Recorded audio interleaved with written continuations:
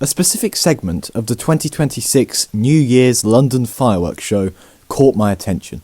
England to me is Caribbean barbers with the sharpest trim. It's Christian neighbours saying Happy Hanukkah, mate, and Muslim mums saying Merry Christmas, love. And you think you're seeing flags now? Wait until the World Cup's on. Then you'll know about flags, my son. Because this is what England means to me. It's about loving each other, no matter what colour you are, where you're from, or who your God is. Because this is England. This is the United Kingdom. Sadiq Khan, the London mayor, isn't exactly known for enthusiastically celebrating Britain, so this was an especially interesting inclusion. It encapsulated one of the fads of 2025 UK politics: British identity. And let me tell you about the British identity. In short, it's modest. Some would say this is because of immigrants, the media, or government suppression. In actuality, it's kind of always been this way. Why? Well, we British are meant to be a modest bunch. The British temperament typically scoffs at anything considered brazen. Big emphasis on the typically, by the way. We prefer moderation over excess and humbleness over hubris. If something is deemed grandiose or overblown, we call it American. An insult, just to clarify. This aversion to boastfulness is certainly reflected onto our attitudes towards patriotism. Once again, we like to differentiate ourselves from our Atlantic neighbours. It is thus unusual for Britishness to be at the very forefront of political debate, especially amongst the moderates. Recently, though, there's been a bit of a tussle over what the British and English identity actually is. Considering London's mayor as a Labour lefty, the fireworks show presented the progressive idea, that of an open-armed, diverse, multicultural nation. Though why did this fad come about? Well, akin to the Industrial Revolution, Operation Raise the Colours began in the Midlands. Apparently, Birmingham City Council had been tearing down England flags from lampposts that were placed up after the Lionesses' Euros victory. No worries, I suppose. It's council property after all. Wait a second. Why is that still up then? It was claimed that Palestinian flags were left untouched.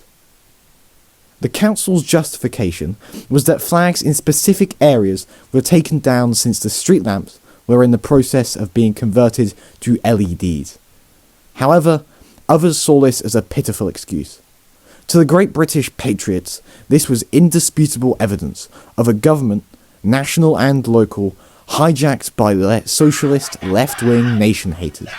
This news spread across the realms of Facebook, TikTok and X apace, prompting heavy public resentment. Within a matter of days, English and British flags were being carpet bombed onto suburbs and towns across the Isles. This transferred from street lamps onto other council property too. Notably, roundabouts were being converted into St George's crosses. It also went beyond council property.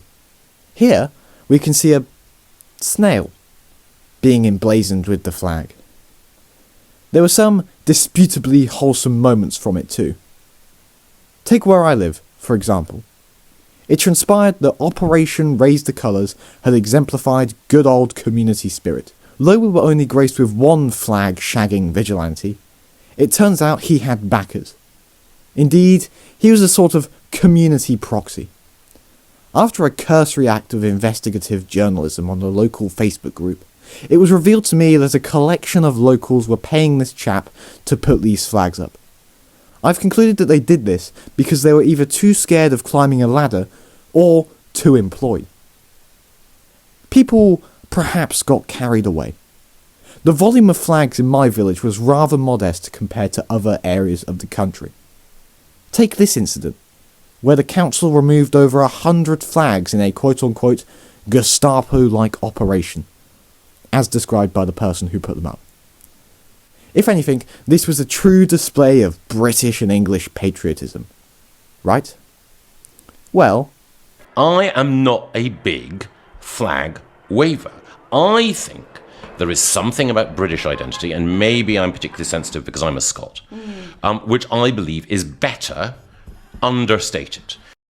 Whether you like his politics or not, Govey is correct here. As already stated, national pride in Britain is a lot quieter than our American or European friends. This is good, because we hate both of them. Operation Raise the Colours became a sort of contest of who can raise the most flags. Perhaps this is conceitedness, and if so, it is thus un-British. Conversely, this sort of immodesty has slowly secured a foothold in Britain. Just observe the conduct of a certain party that, with a coin's toss chance, could win the next election. Their leader, Mr. Farage, does not hesitate when it comes to being big, brazen, and American. Indeed, the party he leads is not only a product of the trend of rising patriotism, but, paradoxically, a catalyst of it.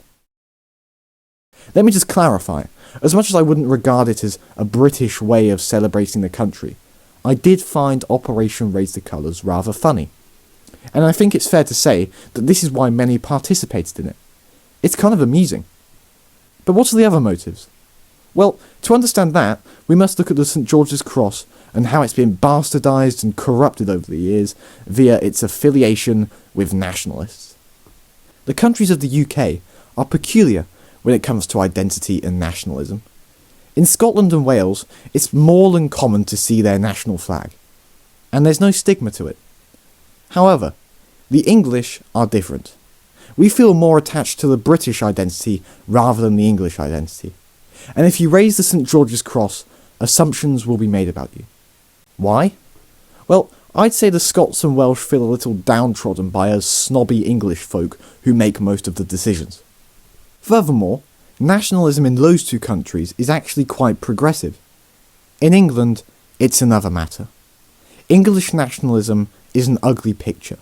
The flag of England has been seized by a nasty bunch of people. In fact, one of the champions of Operation Raise the Colours is a chap by the name of Andy Saxon. The pseudonym alone provides insight into his character, and not much additional context is needed other than the fact he was an unabashed English Defence League affiliate. And if you're unaware of who they are, then they're a defunct far-right organisation. Their founder, Stephen Yaxley Lennon, aka Tommy Robinson, likes to think of them as a relatively diverse group of working-class lads who brawled with Muslim extremists. In truth, the organisation blew up all over the country, and with a lack of any real central control, was comprised mainly by ethno-nationalists. You could look at this and conclude then that the volley of national flags is linked to rising levels of hatred and polarisation in the country. Since 2024, Mr. Robinson has had quite a comeback. He organised a Unite the Kingdom rally, which was attended by 150,000 people in September. Perchance there's a sort of correlation between the two events. Even with this, the factors galvanising people into raising the colours still remain broad. It is incorrect to attribute a single reason to this. Anger about mass immigration is undeniably one, and it's difficult not to use this as grounds to dismiss the entire affair as a nationalistic stunt. However, there is the possibility of at least some sincere protest, even if it's tacky. Many seem to regard the act of hanging a flag on a lamppost as rather rebellious. We mustn't fail to recognise the heavy perception that the state has left certain people behind, and that immigrants are being prioritised over working people. And can you blame them for holding this belief? Especially when government policy has essentially looked like this.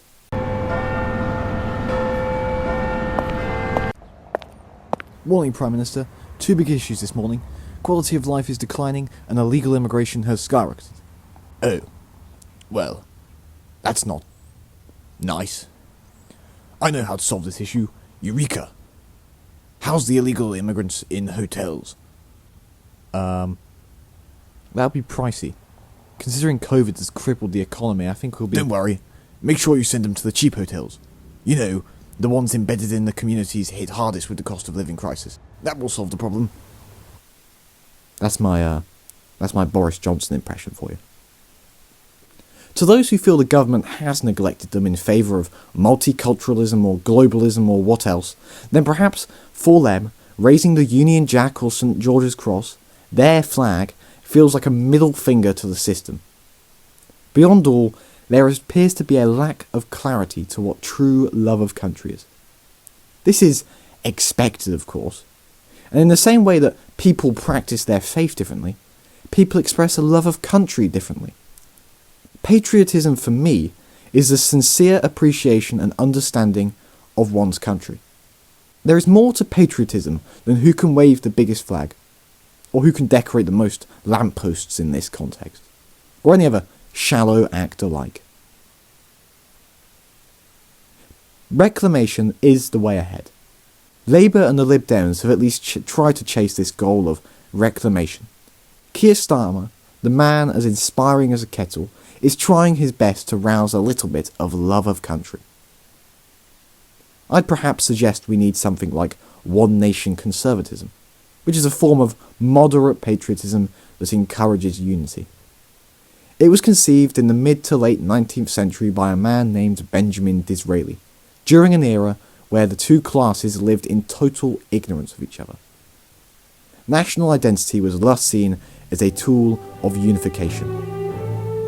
Britain is a different country now, yet the ideology is still applicable. In a country which is now multiracial, multi-religious and multicultural, perhaps it's the best mechanism to ensure social cohesion and harmony.